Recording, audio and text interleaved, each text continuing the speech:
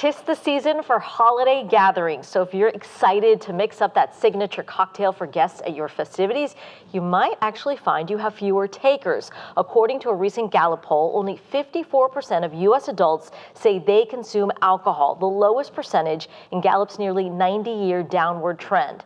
So what's the cause of this decline in alcohol consumption, and what are the benefits to skipping those drinks? We are joined now by Dr. Denise Torres, an addiction medicine physician with Lee Health. Dr. Torres, thank you so much for joining us. Thank you. It's a pleasure to be here, Sandra. Well, it's great to have you. So why are we seeing a smaller percentage of Americans drinking?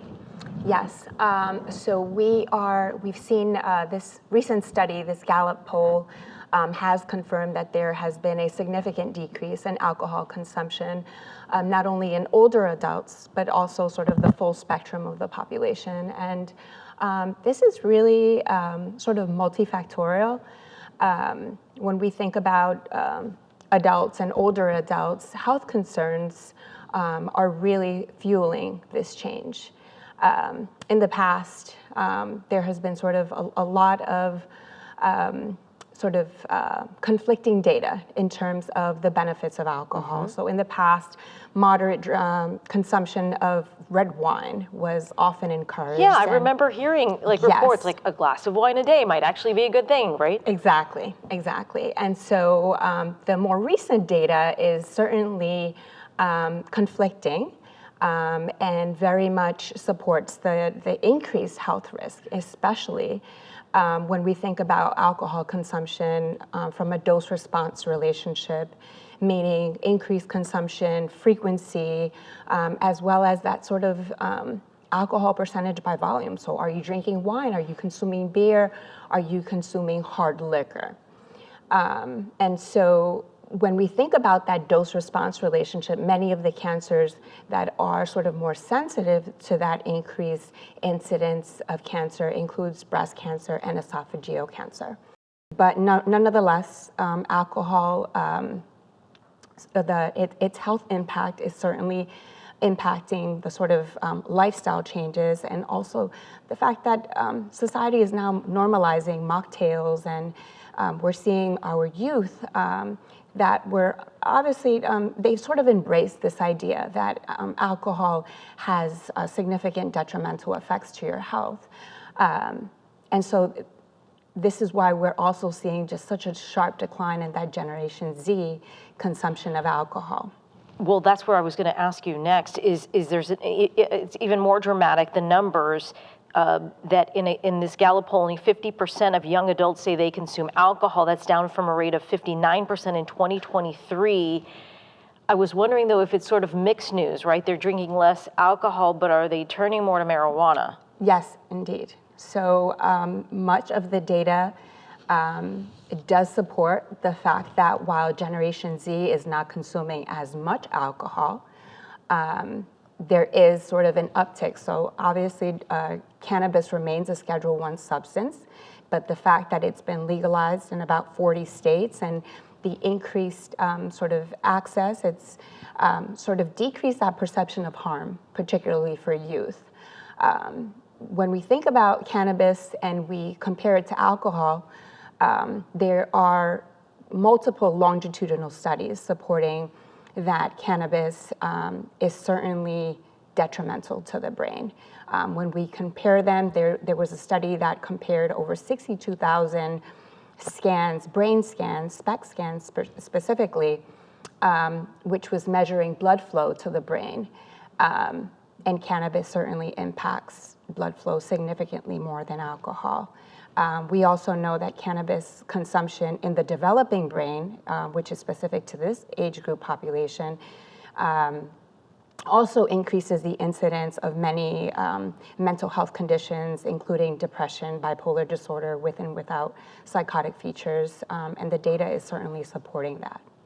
So if we know that so many Americans are drinking less or giving up alcohol entirely because of health reasons, help us to understand what happens when we give up alcohol. Certainly. Like, what are the benefits? The benefits are significant. So alcohol is a water-soluble molecule. It's ingested through your gastrointestinal system, but it it essentially impacts every organ in your body. So the benefits, it certainly impacts sleep architecture, sleep, restorative sleep. It impacts skin health, so it accelerates aging, increases risk of essentially incidence of cancer. And so and then in addition to that, alcohol is sort of, it's mood altering. It's sort of it alters your mood, but also sort of relieves anxiety. So mood regulation is certainly one of the benefits. I'm wondering what, in your mind, is the most dangerous part of drinking, especially drinking a lot. People might say, well, I only really drink hard when I'm at a party or, going out. What in your mind is the biggest danger to that? Certainly, so significant. So when you sort of touch upon drinking a lot, that sort of constitutes with binge drinking. So for a male, anything over 5 standard drinks. For a female, anything over 4 standard drinks.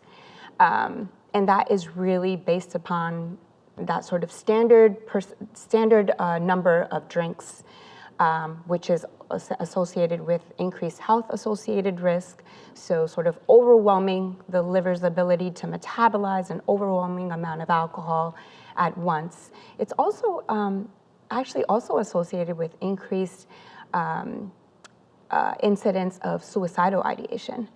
So from a safety standpoint, binge drinking is certainly a safety concern.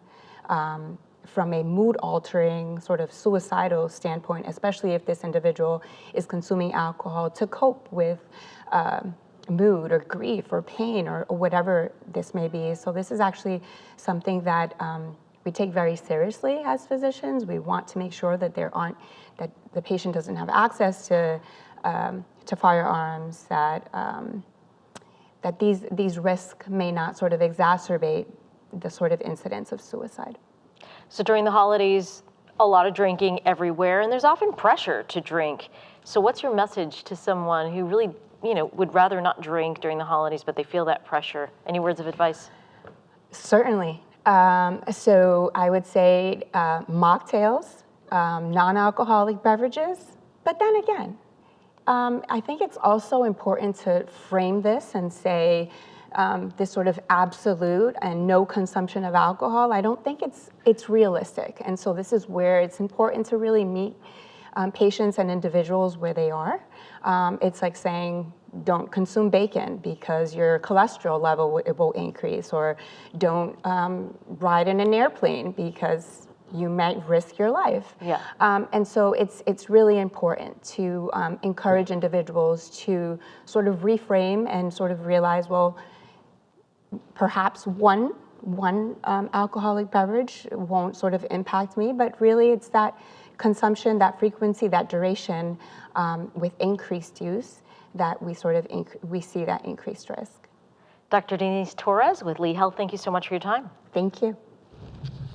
Thanks for watching. We've got more great content for you, from news to the arts to the environment. So be sure to like and subscribe to WGCU's YouTube channel and follow us on our social media platforms for the stories that matter to you.